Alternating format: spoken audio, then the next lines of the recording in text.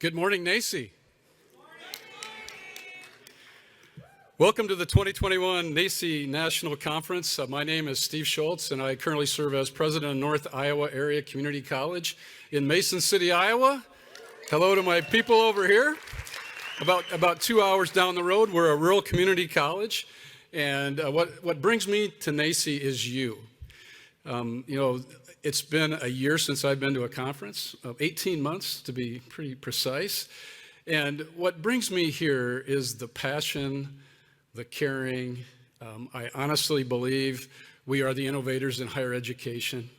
And it's just inspirational to me to be in a room with the most creative and courageous people in higher education. So give yourselves a round of applause, please. We're really excited to have people in person and online today from all over the country. 41 states represented, 435 people are registered. There's 17 attendees from Ohio. Is Ohio out there for us? All right, 5 from Wisconsin, 8 from Iowa, big 8 over there. You heard those folks. And a majority of our attendees are from California, as they always are. They make up about 20% of the students in the country. So welcome, California. And I believe Dirk, yes, round of applause for California. You bet, you bet. They're dealing with an oil spill this morning, so just never a dull moment, is there? And I believe our attendee from the farthest away picked up his name badge this morning. Is Dirk Soma here this morning? Dirk, right back there, from the great state of Hawaii. So welcome, everyone. I'd also like to take a moment and recognize Dr. Sherry Olson. I'm not sure Sherry made it in this morning, but she's been our chair for the last 2 years, and it's just been a real pleasure to serve as the chair-elect under Sherry. And I think yesterday, all of us got an opportunity to see the passion that she has specifically for this DEI work, and she's just really been a great role model for me. I would like to ask our fellow NACCE board members, current and past, to please stand and be recognized. Would you do that for us? One more time, come on. All right, Betty, you got to stand up over there. So Becky asked me to share a little bit about our college and some of the things that we do. And so I appreciate that opportunity. We're really fortunate at NIACCE to have one of the 5 John and Mary Papajohn Entrepreneurial Centers in Iowa. There's 4 four-year institutions and then 1 community college, and that happens to be us. So we're a rural community college of about 3,000, and we have a staff that does tremendous work, and many of them are here today. But just some statistics over the last 5 years, we've started 70 new businesses, created 417 new jobs, $20 million in capital investment, and a 5-year business survival rate of 83%. So that's pretty amazing when the national average is about 55. So round of applause for our great team. And really, I was kind of slow to the entrepreneurial movement. When I became president and joined this board, it was just really a learning experience for me. But what I've come to find out is you got to walk the walk, right? You can't just talk about it. And with us today, we have one of our faculty members who just coming off a semester of trying to start his own business. So Jason Reiner, you want to stand up back there? Jason? So we provided him a sabbatical so he could chase an innovative dream, and you're going to hear more about that, I think, as time goes on. We are one of the original Verizon STEM grant recipients, so appreciate Verizon's support of our students in rural Iowa. We do programs at all levels. We do Entrepreneur for a Day in our elementary schools. We do an entrepreneur camp in the summer for high school students. We've embedded entrepreneurship in all of our STEM camps. And our board has supported a strategic investment in an innovation space. It's a maker space, but really trying to provide those opportunities in our community. And we recently created a venture mentoring network with MIT, and that's been a great support for our local businesses. But I think the real challenge for us, and when Becky and Amy were out this summer, we had a real nice conversation about how do we really embed this entrepreneurial mindset in every aspect of our college. And that's still a challenge for us. I don't know if you find that, but I think there's still a sense this is a business thing, right? But this mindset is really not a business thing. It's about student success. So we embedded the mindset in our student success course that all of our students take. So they learn a little bit about the entrepreneurial mindset right away. We've embedded it in all our CTE programs, the entrepreneurship class, because we really hope those people will get those skills, someday decide they want to work for themselves rather than someone else. So we've done that. And then we do a project, we call it the Common Read. I'm sure some of you do that. But we pick a book every year. And 2 years ago, it was Who Owns the Ice House? And that's been a key book here. And so I'm really trying to move that ahead. With that said, I just want to give you a little bit of a vision. So I'm going to be the chair, I'm the chair-elect, and until Thursday, I become the president of this board. All right, so Becky asked me just to really talk about a vision I have for NACCE. And I think we feel this, but the pandemic, if it's done nothing else, it's really spread resources across lots of different entities, right? And so I think collaboration is the absolute key. And we have partners in the room like Verizon and the Wise Millers and those individuals who want to partner with us to make a difference. So I think that is going to continue to really be the focus of this board and of our staff, is to continue to find partners who want to help us do this work and really move the needle. And serve our communities individually. Right? That's what we come here for, is to get better, and then we can go home and serve those college communities that we serve. And finally, just moving the needle on this DEI work.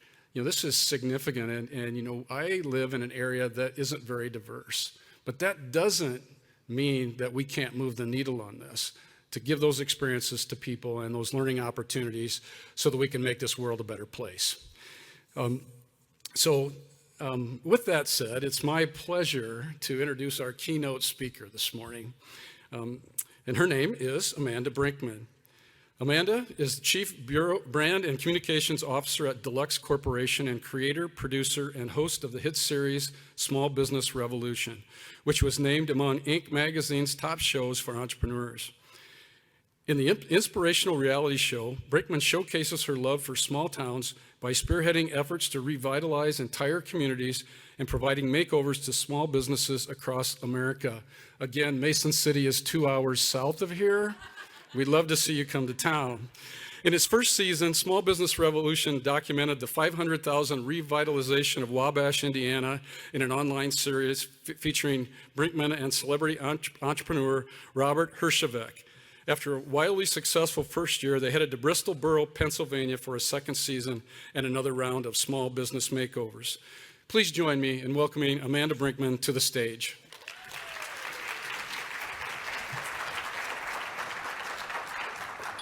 Thank you. Good job. Good morning. It's so fun to be with you today. Thank you for having me. As Steve mentioned, my name is Amanda Brinkman, and I'm Chief Brand Officer at a company called Deluxe. And today what I'm going to share with you is the Small Business Revolution program, what it is, what it does, and why we as a company do it. So I really feel like this is more than just a case study around a program or a TV show, though. This, to me, really is a testament that companies can do well by doing good. So I work at a company called Deluxe. For those of you who aren't familiar with Deluxe, we have been around since 1915, and we have always been in the business of helping small businesses and financial institutions be successful. Our legacy is in the check printing space. You're all too young to, have written checks, of course, but you may remember your parents had those red check boxes from Deluxe. So when I joined Deluxe almost 8 years ago, we were on the eve of our 100th anniversary. And we really needed to utilize that centennial celebration as an opportunity to talk about how we had evolved as a business. While check printing is still an important part of what we do, we had evolved alongside our customers. In the financial institution space, we do a lot around fintech. In the small business space, we had moved beyond just helping small businesses and entrepreneurs move their money, and we had started to help them actually market their business. And serving small businesses all these years, one of the things that we noticed is that with the advent of the internet, it leveled the playing field for small businesses. It used to be that if you were an entrepreneur, you would have to save up for a brick and mortar store, you'd have to have all this capital to start a business. But once you could stand up a website overnight, it suddenly meant that you could compete online. You could show up big in the online space. However, for those of you who may be entrepreneurs on the side or know small businesses, very few small businesses started because they couldn't wait to build a website or figure out what the heck SEO is, or to manage their Twitter. So we wanted to walk alongside those small businesses and help them with those things. So Deluxe started to do all of this. We could do everything that a small business needed to market themselves. However, not many people knew us for that. And so how do you share that message, but in a way that, in my belief, could do good for the small businesses? So in the business world, we have really kind of defined business as either two categories. Either you're a business that makes money, or you're a nonprofit that does good. And I just so wholeheartedly believe that it's actually when those two things come together that we feel our real impact. Why should those things be so mutually exclusive? Can't you actually do better as a business if you're doing good in the world beyond what you sell? Can't you actually do more good if you have the resources of a big company? And so whatever we were going to do to really reach more small businesses needed to fulfill this mission. How could, doing well for Deluxe would mean making sure more small businesses realize that we did marketing. But doing good, what could that be for small businesses? Well, as a career marketer, whenever I start at a new company, I've worked in retail, CPG, financial services, healthcare, I always spend time with the customers. There's no better way to figure out how to reach people than to understand what it's like to be them and to walk in their shoes. And so I was spending all this time with small businesses, and it was just so moving. Their stories, why they started their business, what's hard about running their business. I'd meet with a restaurateur and they would say, we love running our business, but we just feel so guilty. We're never home with our kids. We're putting all our time and energy into this business. And then I would look around their shoulder and I would see their kids in the back helping prep the meals and wipe down the menus. And I wouldn't see a sacrifice. I would see a second generation learning a business and learning that ethic and learning that what it means to work for something and to build something for yourself. And so that's where the answer lied. Could we share the stories of small businesses, all with the hopes to inspire people to understand the importance of supporting small businesses? Doing good for small businesses would mean driving more people to support them. The number one thing small businesses need is for us to support them and to purchase from them. And so that's when the small business revolution was born. The idea was that we would go across the country, and in our 100th year, we would share the stories of 100 small businesses. And this wouldn't be about Deluxe. It would literally be turning the camera around and celebrating the stories of small businesses. Again, all with the hopes to inspire people to support them. Because when you hear a small business owner story, you want to support them. You see that you're actually supporting a person with a dream and their family and the ripple effect that they have within their community by operating their business. And so it was really important to us that this truly become a movement. The vision from the beginning was never just about a campaign. It was about how could we really rally people around it at the national, local, and hyper-local level. And so the way in which we filmed these stories was part of the message.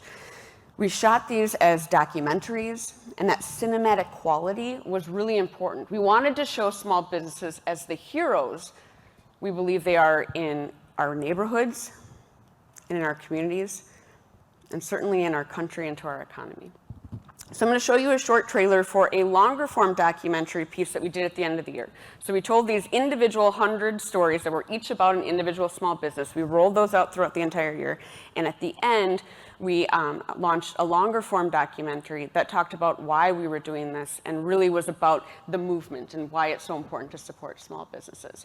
So I'm going to show you that, and then I'm going to talk on the other side about how it's evolved into a TV show.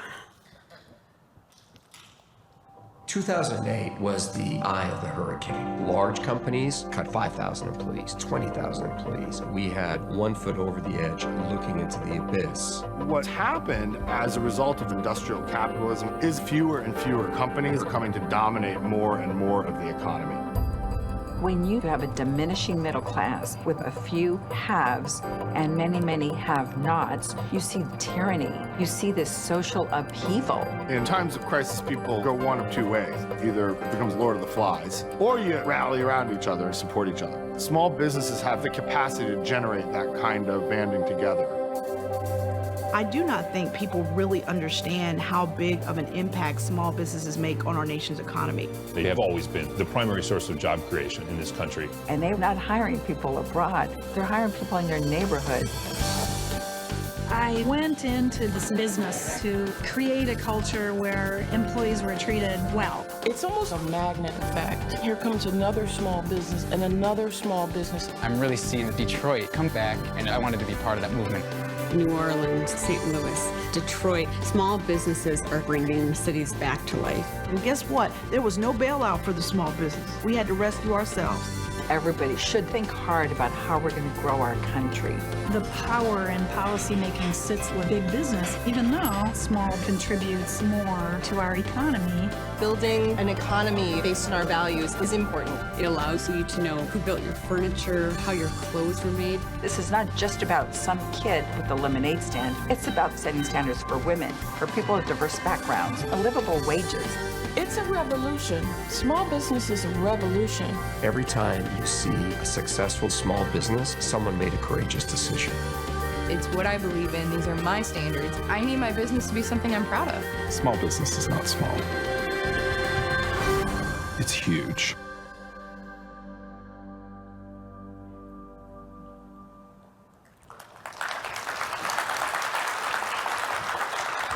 Thank you. So you can see, even the way we were telling these stories, again, was really important. And so in that first year, so the bet that we had made as a company that's doing well by doing good was, if instead of using our dollars to advertise at small businesses, could we move those over here and celebrate them? Could we be seen as the champions of small businesses by sharing their stories? And so in that first year, we didn't just reach more people by investing in storytelling. We ended up reaching 12 times more people than we would have reached if we would have invested that same amount of money in just paid advertising. And so as a marketer, this is a really important metric because it shows that when you invest in authentic storytelling, that it stretches your spend and it goes farther and it makes a bigger difference. And in terms of the doing well by doing good, that first year, there were nearly 1,000 news stories written about the small business revolution. And all of those talked about why we were doing it and certainly talked about Deluxe. But I don't care how good you are at PR, I could have maybe gotten like 2 or 3 stories written about the fact that we were turning 100. But that was 998 more stories than perhaps would have been written across the country about why small businesses are so important. So that's what I'm talking about. The two things can coexist. It can be good for your business and good for who you're serving. All right, so we knew we were onto something. All the metrics were pointing us in this direction. We wanted to keep going. But one of the things that we noticed when we were going across the country, sharing the stories of small businesses, is that nowhere are small businesses more under siege than in our small towns. For those of you who are in smaller communities, you can probably attest. You've got big box retailers moving in on the edge of town, pushing out mom and pop shops. You've got main streets are being rerouted around the historic downtown for ease of travel. You've got online competition, which is a challenge no matter the size of the market. And so we wanted to do something about that. We not only were loving sharing these stories and the mission behind that, but we also knew what to do to help these businesses survive based on what we do as a business. So we decided to round that corner. Instead of it just being about small business, could it be about helping small businesses? So the concept was that it would become a television show, an unscripted reality show, still shot documentary style, which is unheard of for the genre. And the concept was that we would ask people to nominate their favorite small town, and Deluxe would invest $500,000 in revitalizing the winning town's main street.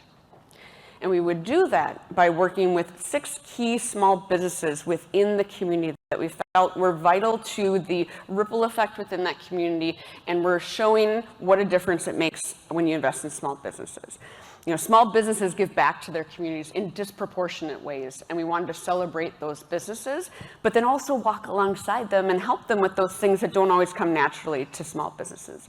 And the vision was always to defy, again, the genre of the reality show. We weren't going to, create any drama. You don't need to invent an antagonist when you're running a small business.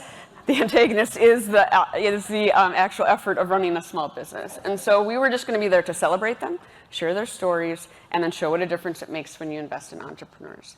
So we are now in our 6th season of the show. Last season was nominated for an Emmy, which we're really excited about. Specifically, thank you. Specifically because season 5 was completely shot from our basements. So we started working with the small businesses of Fredonia, New York at the beginning of 2020. Had the first few scenes of every episode in the can, as we say, and then the pandemic hit.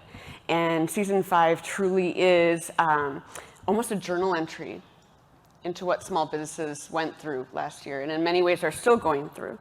And so for my team and I, it was actually an honor to have something to actively do to help small businesses. I think we all felt like, what can we do? How do we keep the entrepreneurs in our communities thriving and surviving and getting to the other side of this? And so season 5 very much is about the pandemic. So I'm going to show you a short trailer for what the show is, and then I'm going to talk just a little bit about some of the things we've learned in working with small businesses. Small towns across the country are struggling to survive. When manufacturing left the country, we were particularly hard hit. Businesses that have been here for generations are closing up. In each business, there's a family behind that. Walmart out on the edge of town, and you end up with a shell of a community. It was a story all over the country. Deluxe and the small business revolution are joining the fight, revitalizing America's towns, one small business at a time. This is going to be life-changing. Now it looks a little better for me and my family. Deluxe started a spark in this community that I have never witnessed before. Never! Join marketing maven Amanda Brinkman and her team at Deluxe as they work with a cast of celebrity experts to give each season's winning town a $500,000 makeover. We do this because you are the heroes in this country. And America chooses the winner. Voting really brought the town together. With thousands of small cities and towns taking part in it. I know I voted. And after 5 seasons and millions of votes cast, the revolution has never been stronger. The winner is Wabash, Indiana.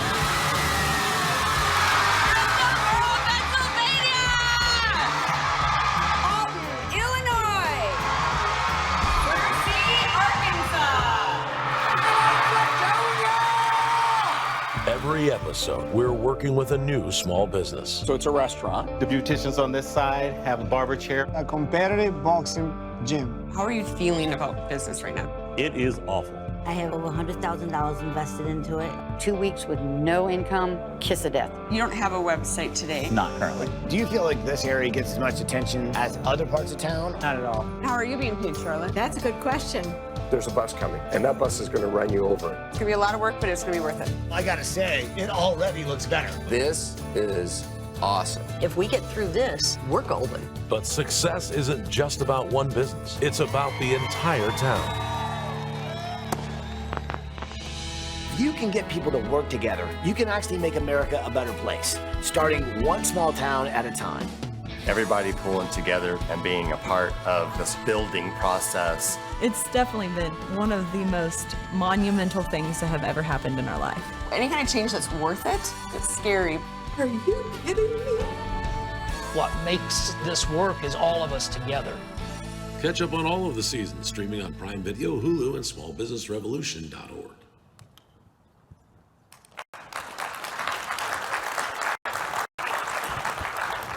Thank you. So as the trailer mentioned, the show is on Hulu, Prime Video, and it streams online for free at smallbusinessrevolution.org. And what we love about it is that each of these episodes is about an individual small business.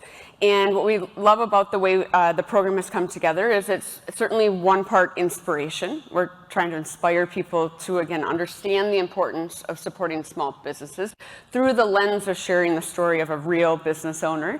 Certainly one part affirmation. You know, we love that small business owners feel like they can see themselves in these stories. It can be very lonely to be an entrepreneur. Sometimes you feel like you're the only one who doesn't understand this portion of your numbers or doesn't understand how to use marketing to grow your business. And so when you see another business owner struggling with that, then it leads to the third thing, which is it's one part education.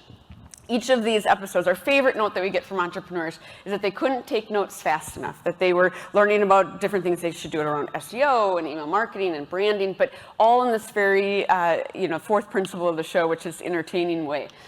And for us as a business, it's great. Instead of competing around buying ads, just talking at small businesses, we're creating something that they're choosing to spend time with. And it isn't just getting a message into them. It's helping affirm them and inspire them and encourage them to keep going and giving them the resources that they need to understand those pieces. So we're very proud of how the program has come together. Over the course of the 6 seasons, we've worked with nearly 40 businesses, and I could spend an hour just talking about each of these businesses, but you can go maybe check out the show and see what we mean. They're so inspiring. You walk away just really understanding how brave it is to be an entrepreneur, how hard it is, but how rewarding it truly can be. Let's go for this. Sorry. All right, so over the 5 seasons that we've worked with are Wabash, Indiana, Bristolboro, Pennsylvania, Alton, Illinois, Searcy, Arkansas, and Fredonia, New York. And we are super excited for season 6. So I'm based here in Minneapolis, and as I mentioned, the first 5 seasons have all taken place in a different small town. This season, we have brought the small business revolution back home to Minneapolis and St. Paul. And instead of just featuring one main street, we are featuring 6 different neighborhoods across Minneapolis and St. Paul that are vital to our community success. And we are featuring all Black-owned businesses and entrepreneurs. Season 6 will launch in November, and we are incredibly excited and honored and humbled to share the stories of these inspiring entrepreneurs and what a difference they're making within their communities, and why it is so important to intentionally support Black-owned businesses and to celebrate the Black excellence that is here. So,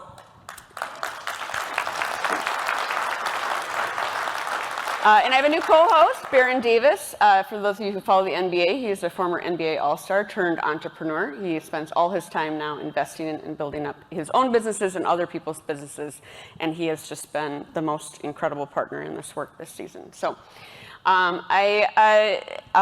the point of this work, I think, is just to, again, prove that I think companies can do well by doing good.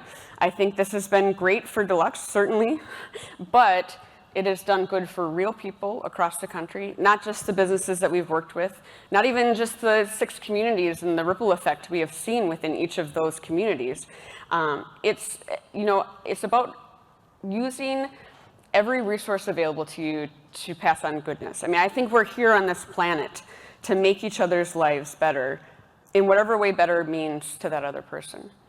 And again, I think I grew up thinking I had to work at a nonprofit or I had to join the Peace Corps to make a difference in the world. And I've loved that that no matter what role we have, no matter what resources we've been given or what station in life we were born into, that we have all been uniquely positioned to make a difference. And it can't just be in the nonprofit space that's doing good. It has to be everywhere. It has to be in the collegiate, it has to be in business world, it has to be in our civic world. So anyway, hopefully this has been helpful to share a case study and what it can look like, as well as, again, this is a really, really impactful program around entrepreneurship and can be very much an educational piece. So thank you for your time. I'd love to connect with all of you. You can find me on all of the social media platforms. My public page on Facebook is at Amanda K. Brinkman. The K is important. Or I'm on Instagram and Twitter as well. So thank you for your time.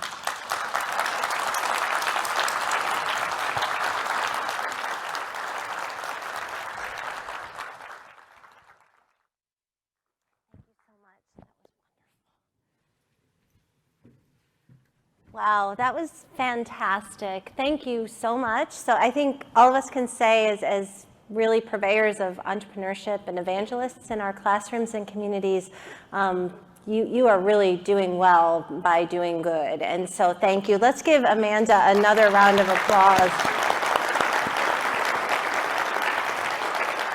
And I know a lot of you are very active social media folks, so I would encourage you to share this out on Twitter, tell your friends about this program, and it really uplifts, I think, a lot of the communities. I'm looking at our two board members that are closest to here, one in Tennessee and one in Iowa, and those towns are the towns that your community colleges serve. So thank you so much for that, very important. So we are going to pivot a bit, and it's kind of interesting because we started yesterday talking about storytelling, and Dr. Monica Curry, who is here hopefully in the room somewhere, that's her expertise. So we wanted to share Amanda's story and talk a bit about the program, because I think it really sets the stage of how do we fortify ourselves, right? You know, we leave the conference, we feel all uplifted, and then sometimes, and this was my experience when I would get back to my community college in New Jersey,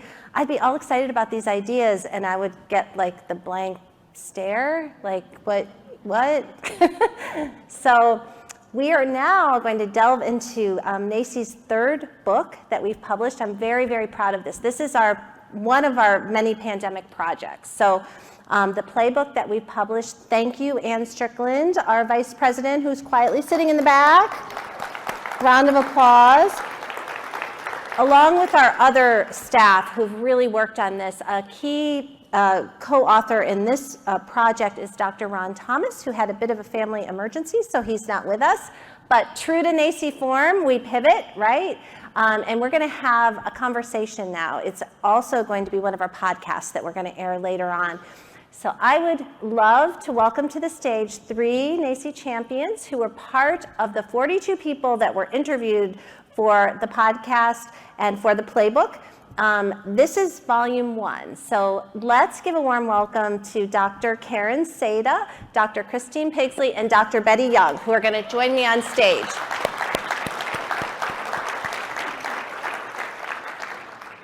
Okay, ladies. Okay. So if you'll all take a seat.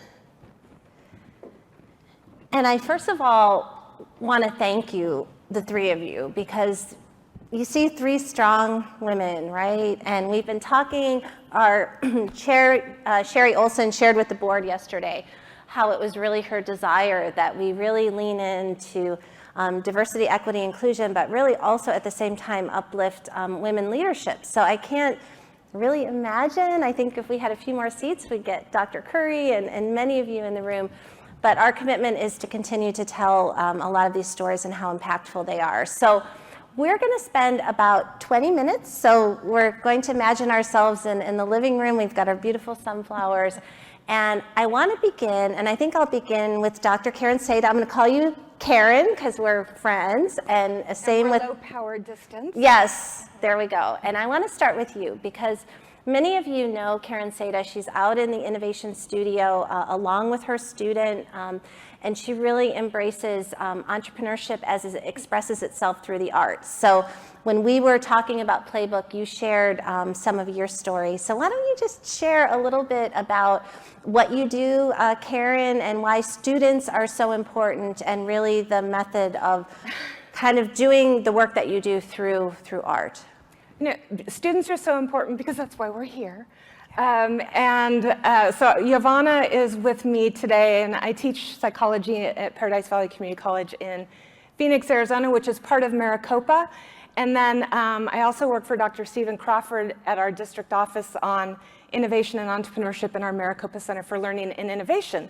And all of my work includes, it's all arts infusion, it's all entrepreneurship infusion, and I'll go psychological on you because when any human does something that they've never done before, that they didn't know that they could do before, when they go into that uncertainty and they come out the other side and find out that more was possible than they had imagined when they started, it's transformational.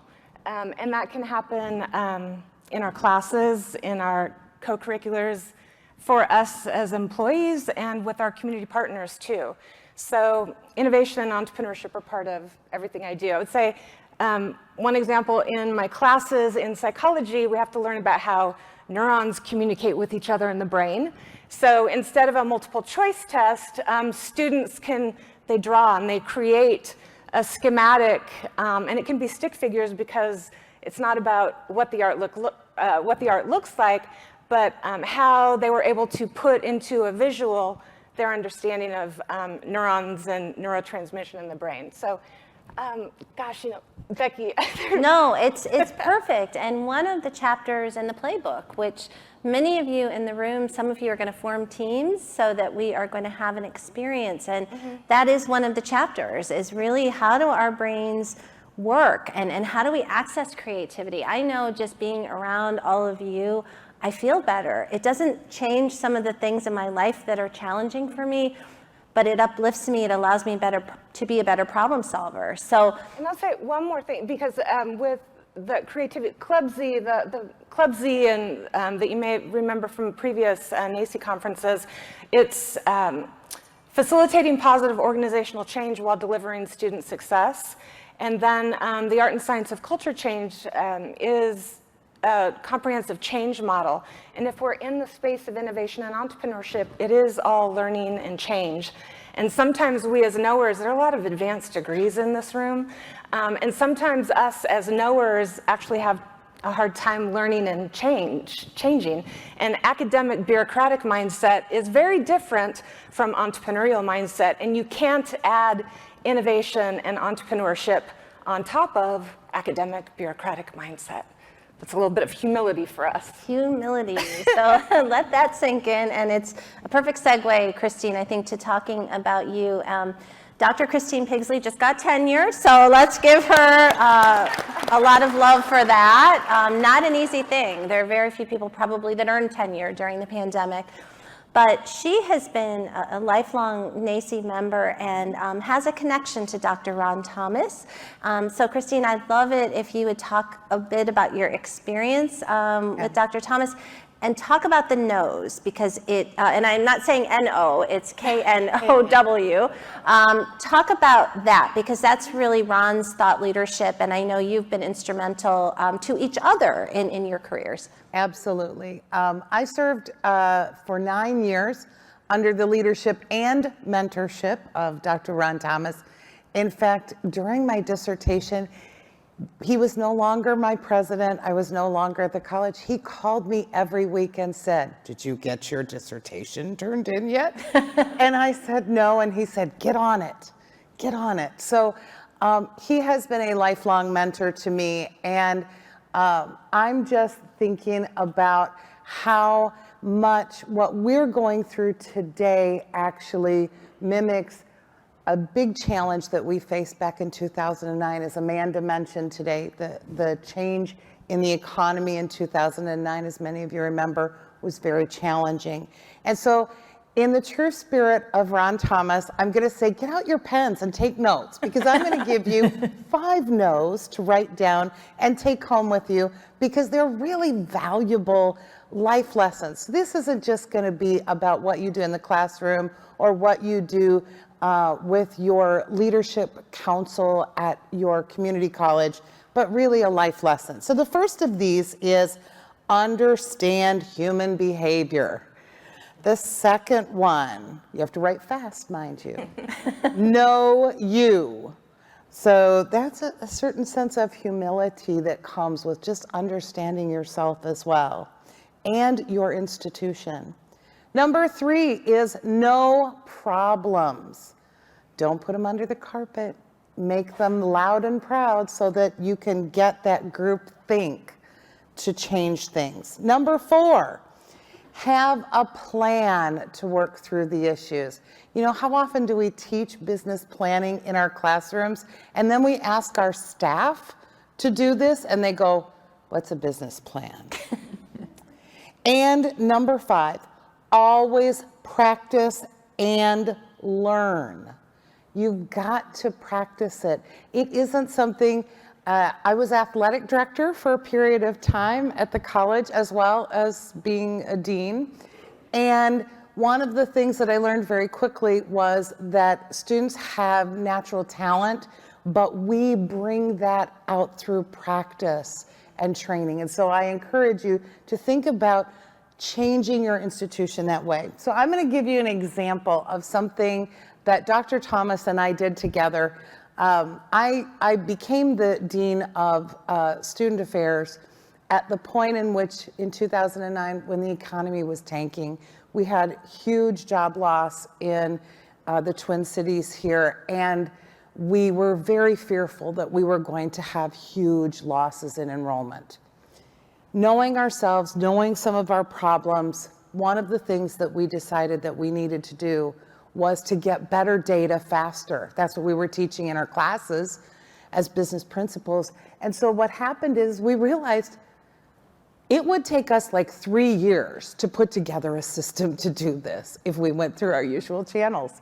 So we reached out to our partners, to our advisory board for our entrepreneurship center, and one of them did all of the data analytics for Kohl's department stores.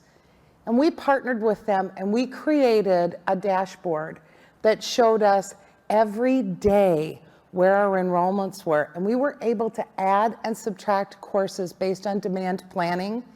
And in that year, Dakota County Technical College became one of the 25 fastest growing technical colleges in the United States. Perfect So example. that is the legacy of knowing your nose. Know your nose. And Andy Gold, it is not N-O, it is K-N-O-W. So as we transition now to Dr. Betty Young, who everybody loves. She's like kind of like a rock star. She doesn't have her cowboy hat on today, but she has an incredible story that connects to what you shared with athletics. But also, I was thinking about you, Betty, when we were watching the trailer about revitalizing the town. I'm remembering going to a dog grooming business red ribbon cutting where Dr. Betty Young literally brought the entire community in a little town in Ohio together that desperately needed to be revitalized. So you have some fun things to share with us. So I want you to lean into that. Sure, Becky, it's my pleasure. Thank you for having me this morning. I'm excited to be here. Let me kind of set the stage for you. In October of 2014, I got a phone call, told me that Hocking College was in trouble. And I didn't really know what that meant. Let me tell you what that meant. $4.4 million deficit 4 months into the budget year on a $32 million budget. 50% decline in enrollment over a 6-year period. 30% occupancy rate in the dorms. No reserves. 10 days running cash. No new programs for 7 years. $1 million spent in the fall in release time because there wasn't enough work to give people work, make workload. And the prior president's wife picketed in front of the office with a group of students that she knew.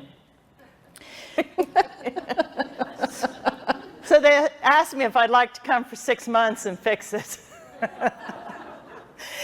And so I'm originally from Southern Ohio, and at that time I was in Houston, Texas, where I'd been for 6 years as president of Coleman College for Health Sciences, running the Health Science Center.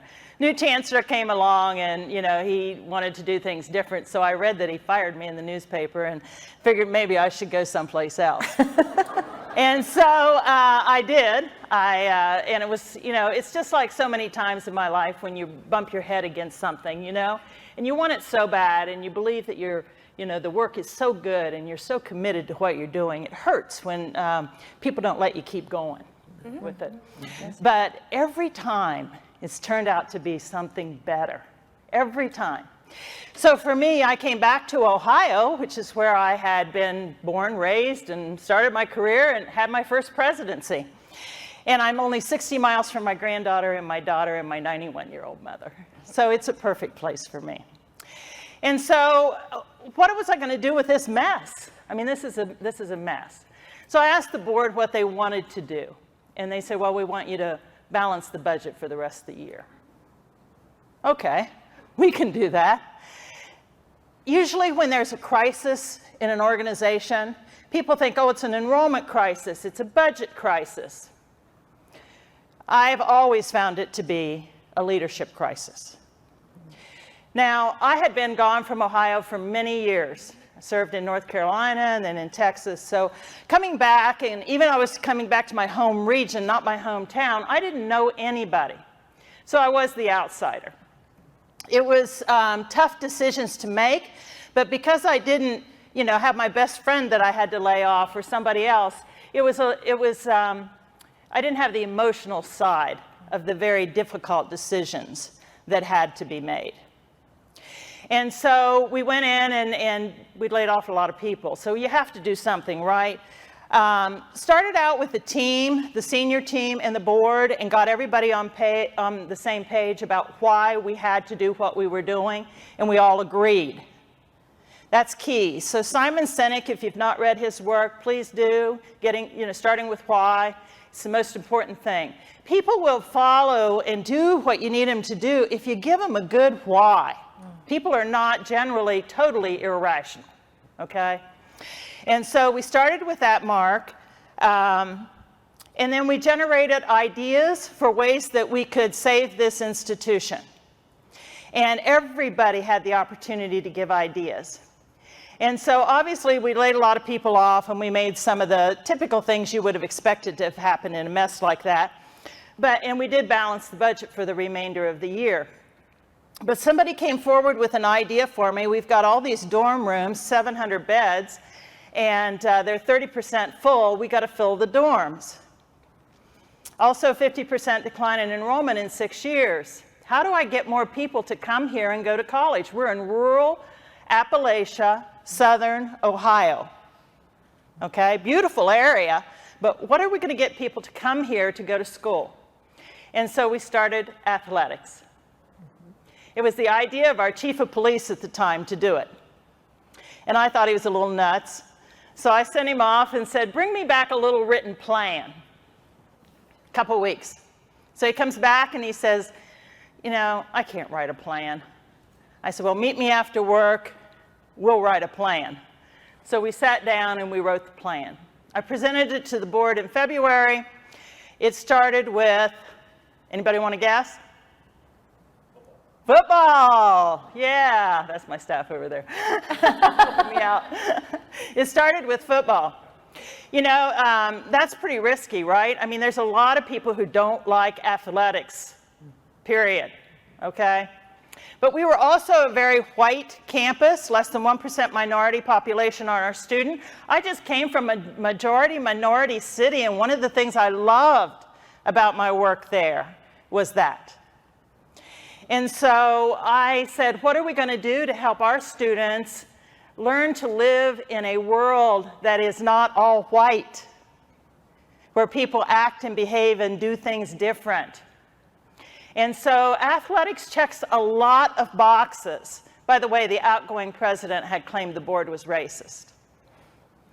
And so it checked a lot of boxes. We came back, we started athletics with football, men's and women's basketball, let's see if I get them all right, and volleyball, women's volleyball, cheer, and archery. Now, the first year, I'll tell you, we couldn't get the women to come and play sports at all. The guys came. It was awesome. I had 130 young men on the sideline of the football field the very first game. I never forget going to that game. It was Ohio Northern. We were playing their JV. Now, they're a powerhouse football team, okay? And all the way up to the game, I just prayed, Lord, let us score a point.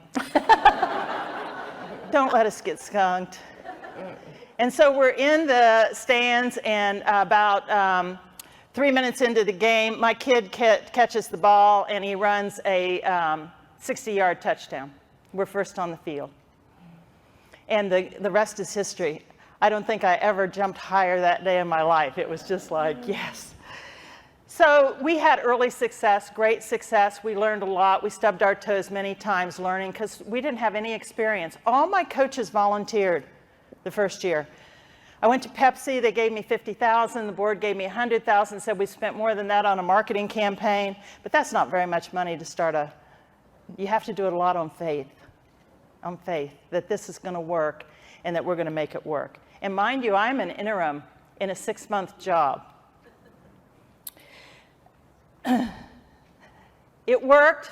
The board kept me around to keep it going, and I'm still there. Next year, we started the equine team in esports. If you haven't done that yet, you should really look at esports. This year, we're starting baseball, softball, cross country, and next year, we'll start soccer and wrestling. We are building an athletic complex on our campus. We're excited about that and what it'll mean to the community. We have over 300 student athletes, higher GPAs, higher retention rate. Our diversity on campus is between 15 and 17%. Yeah. Student life has improved. The dorms are now a positive revenue source for us. We're full most of the time. And we had the first kid with Down syndrome to ever play on an NJCAA or NCAA football team. And Caden Cox has scored 2 times, not once now, but 2 times in our 3-2 season this year, and has made national news with ESPN and a lot of local news in Ohio. We now have choir and band and a theater group and FFA.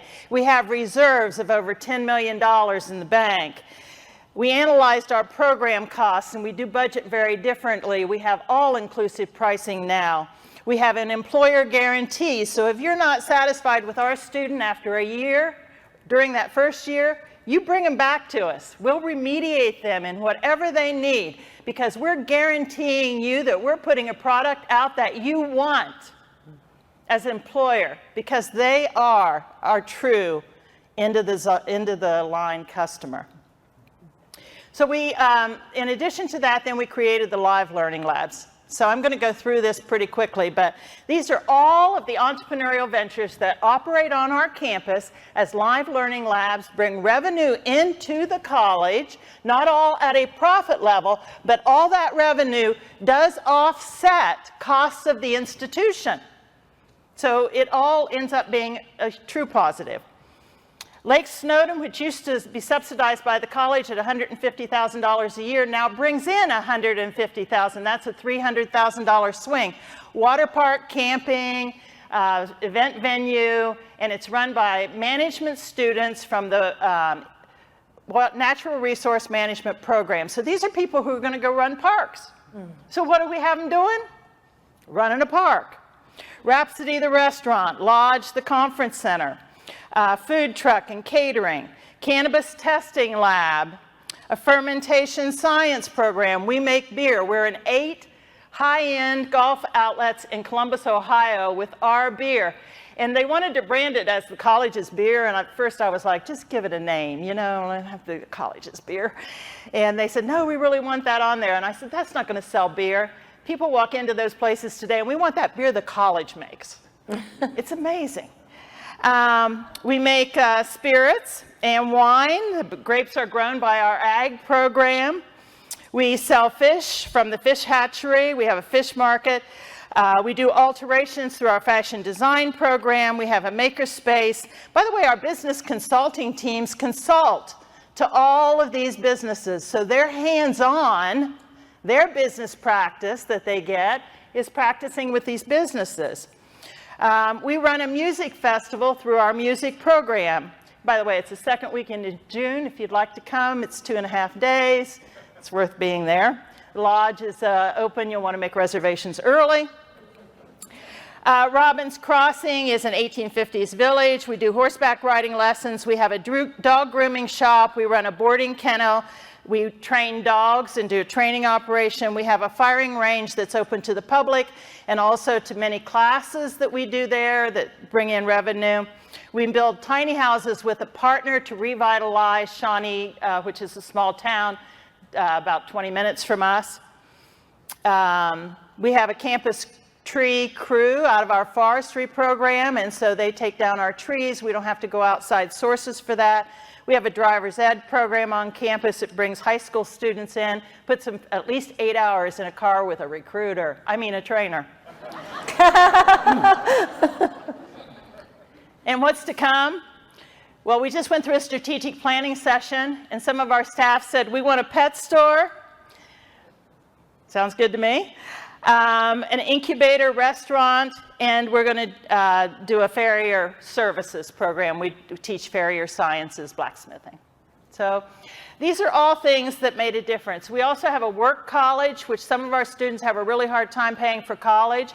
We studied the private work college model and figured out how do we take that and adapt it to make the college work, to make it work in our place.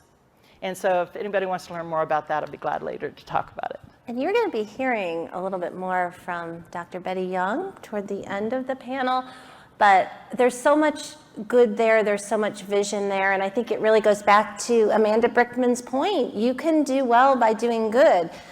If I would see Dr. Young, I mean, she's more of a CEO and a business person with a heart for serving students, and had the pleasure to be on your campus. So we have only a couple of minutes left, so I want to end with a comment from Karen and from Christine, because I know as we think about NACCE, and what I see the value of the asset are the connections that we make. I felt it the first time in 2014 when I was in Phoenix. I was like, oh my gosh, these are my people. They want to do good in the world. And the pandemic has challenged us, as you all have mentioned, in ways we never could have imagined. So I want to start with you, Karen. You've shared about your work in art, your love and care for students. Tell us a bit about how you made your way forward through the pandemic, what inspires you, and maybe just share something from your heart, from what you've learned so far through this experience, and maybe remind people what they can get out in the Innovation Studio. You know, Carlos yesterday said that his parents encouraged him to draw outside the lines, and I wasn't raised in higher education. I worked for family businesses, pharmaceutical companies, so I was always a sales fundraiser, and I was responsible for growth. And so when you have those kinds of jobs, uncertainty and ambiguity are a part of it. So I never felt stuck. For me, the pandemic was a time to be creative and pull together a lot of work that I'd been wanting to do. But I think the getting unstuck for people, gosh, you know what, Becky, I'm thinking, when I get upset, I draw a picture or I do a blog post. And so I think if we all create have a set of tools in our pocket for when we need some well-being, just that. And it's individual, and us listening to each other and being there with each other. And like you said, this is a place where we're with our people. So get fueled up here for the next year before we're all together again in Boston. That's beautiful. And Karen is staffing an Innovation Studio outside with all these fun, beautiful things. We are going to be leaning into that in the President's Playbook track. Someone in the audience told me it shouldn't be playbook, it should be playbook, because we love to play and we love to be creative. Christine, share a little bit about how you made your way forward through the pandemic and things that kind of inspire you to keep moving. Well, I think because I've been to almost every NACCE conference from the very beginning, I would say a couple of things. If you are an administrator, take your staff, take your faculty to higher level meetings with you. As an assistant dean, I went to President's Council for my whole system, and I made so many connections and I learned so much. If you're a faculty member or a staff person and your president says, I'd like you to take time to go to a meeting, find a sub for that class. Make the time. It may not be part of your regular schedule, but get involved. And those connections combined with, I can see so many faces out there of people that I know and who have helped me. Some of you oldies out there actually helped me immensely my first year when I didn't even know what I was doing, to be honest. And so don't be afraid to ask. Don't be afraid to turn to your neighbor. This lady right here has the best ideas ever. And so she is more than willing to help share those ideas, as are all NACCE members. So I guess that's what I would say is whether we're together in person or whether we're online or if we're on Zoom, make sure that you're reaching out to other NACCE members and helping keep that inspiration going even when we feel isolated at home. That's right, because what we were talking about with the board meeting yesterday is the momentum. And I think as I see the playbook or the playbook, you know, we have this forward momentum. We have hundreds of people that are joining us online. We have a wonderful audience here. How do you, once we get the flywheel going, you know, how do we keep the momentum going? It's really by staying connected. So I want to thank the three of you. I consider you all, dear friends, and always willing to share. So I would love it if we give these three ladies a round of applause.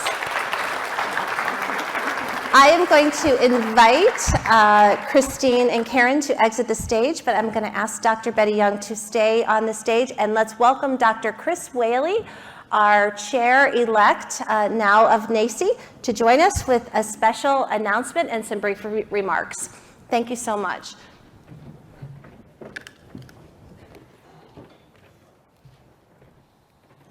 Good morning, everyone. Again, I'm Chris Whaley from Rome State Community College in East Tennessee. What an honor and a blessing to get to be with you this morning. Has there been power in these presentations so far? My goodness, to hear all of our speakers, Dr. Young, between you, Dr. Baston, Dr. Curry, or Chancellor Turner Cortez, you know, I don't know, between feeling like I've been at church and feeling like I've been at a tent revival in some ways, it's just been awesome. It's my pleasure on behalf of the NACCE Board of Directors and the 330 member colleges to present this year's Entrepreneurial President of the Year Award. This award is given to college presidents who demonstrate exemplary leadership in leading their colleges with an entrepreneurial spirit.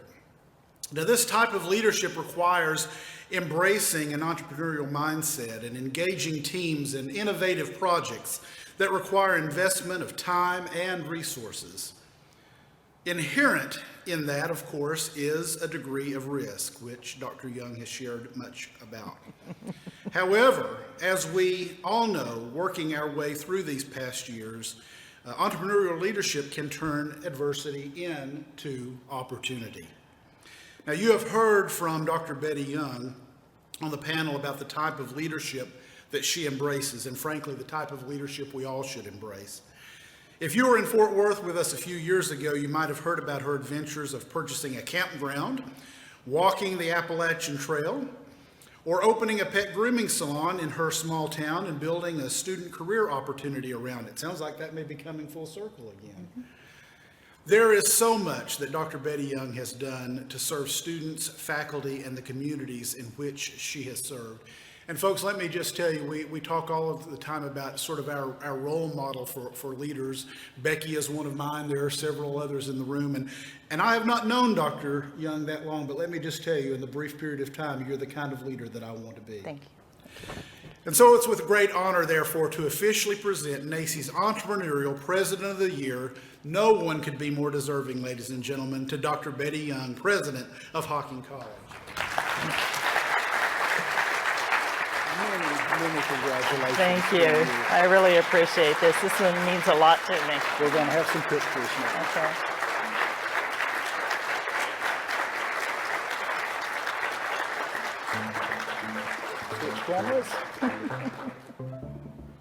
Entrepreneurship at Hocking College takes a lot of different flavors and forms. We oversee a very diverse portfolio of programs where we're not just teaching the hands-on skills needed to be successful in those industries and in those programs.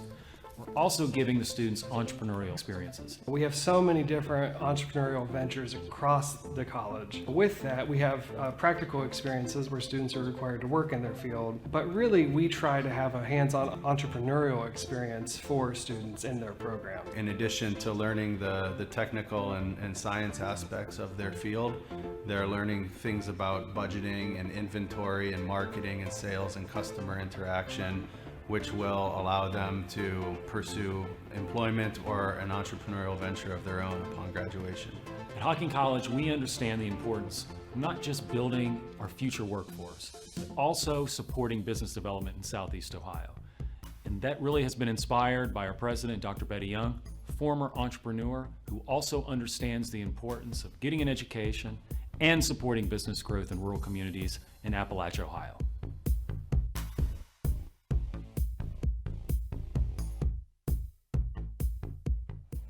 You guys did good. I hadn't seen the video yet. That's trust, right? Well, I want to start out, first of all, this is a humbling experience to receive this recognition. You know, I got started in higher education because of entrepreneurship. I graduated, I didn't go to college right out of high school. I was 10 years out and my white picket fence fell down. Big D don't mean Dallas. My daughter was on my hip and I had to figure out how I was going to put a life together. And so I started taking a couple classes at the local technical college to get ahead at work. And you know what? It worked. And I got promoted and I grew and all that. But some lowly counselor, John was his name, took me by the arm and said, you got to have a credential, a piece of paper in your hand that shows the rest of the world you know something. And that's going to help you. And so I continued to take classes and I went on over to Ohio University because back in those days, we're talking mid-80s, not everything transferred. So early in my career, I worked on transfer when I got into higher education, make sure that didn't happen to anybody else. So I drove 50 miles each direction to go to school. I worked full time, I raised my daughter, and I earned the associate degree in math and science, and quite frankly, the confidence that I could do college work. That's our students today. They're no different. And that drives my passion to do what I do. The associate degree in math and science and the confidence in my pocket, I said, I can't stop now. I went on to earn a bachelor's, a master's, a PhD, a law degree, and a postdoctorate in business law. Now, I don't tell you that so you go, oh, Dr. Young. I tell you that because the life that you have in your hands with each of the students that passes through your institution is my life. It's that life. And we have that impact on not just individuals, but families. My daughter, I'm the first in the family to ever go to college, but my daughter, she graduated, went on to the university, went on to law school. She's a judge today. My granddaughter got a plan for medical school. It changes families, changes families. So I want to thank the staff from Hocking College that are here. Staff from Hocking, would you just stand up so they can see who you are? Because these are the people that make me look good every day. It's my team. And I want to thank my parents. I grew up on a farm. My dad wanted boys, 500 acres, 150 head of sheep, and he had me. So I learned to throw hay bales, and I learned how to work. And that work ethic is one of the things that I think we're suffering from in a society today. Work has changed. The work ethic has also changed.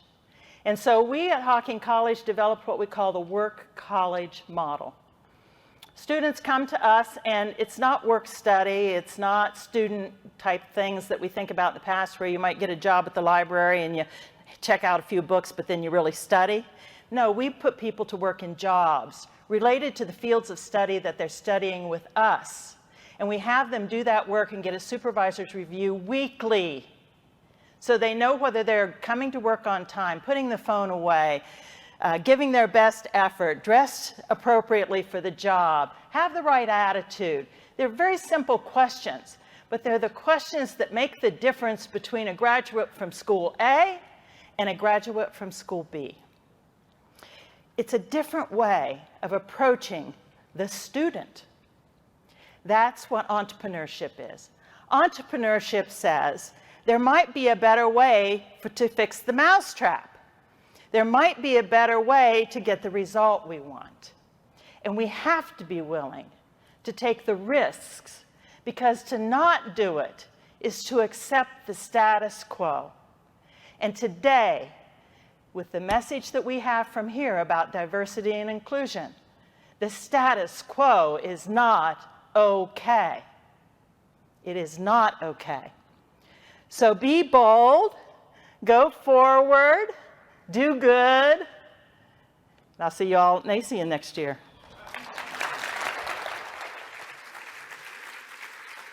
And thank you to the NACCE board.